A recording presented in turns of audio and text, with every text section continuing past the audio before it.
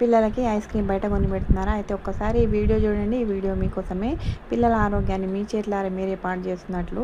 ఎందుకంటే ఆ బకెట్, ఆ వాటర్ చూడండి, అన్నీ ఆర్టిఫిషియల్ ఫ్లేవర్స్, ఆర్టిఫిషియల్ కలర్స్, ఇంకా షుగరు, డ్రైనేజ్ వాటర్ తప్ప ఏమీ ఉండదండి. ఎంత అన్హైజీనిక్గా ఉందో చూడండి. వీటికంటే ఇంకా పబ్లిక్ టాయిలెట్స్ కూడా చాలా బెటర్గా ఉంటాయి.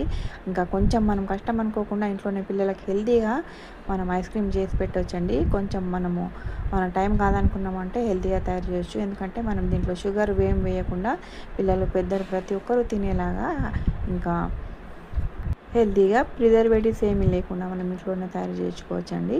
ఒక 1 కప్ కాజు, 1 కప్పు నేను డేట్స్ వేస్తున్నాను. ఒక 1 కప్ మకానా, 3 కప్స్ ఓట్స్ వేస్తున్నానండి, డ్రై రోస్ట్ చేసి.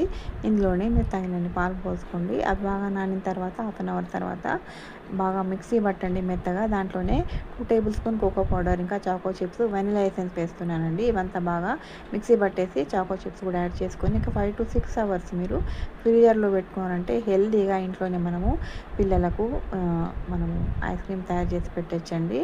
ఇంకా పెద్దవాళ్ళు కూడా తినొచ్చండి. ఇంకా దీంట్లో ఎందుకంటే షుగర్ కూడా వేయట్లేదు నేను దీంట్లో. నా ఛానల్ కనుక మీరు ఫస్ట్ టైం చూస్తే నా ఛానల్ని లైక్ చేయండి, షేర్ చేయండి. మీ ఫ్రెండ్స్ అండ్ ఫ్యామిలీతో నెక్స్ట్ వీడియోలో మళ్ళీ కలుద్దాం. అంతవరకు సెలవు. Have a nice day. Bye.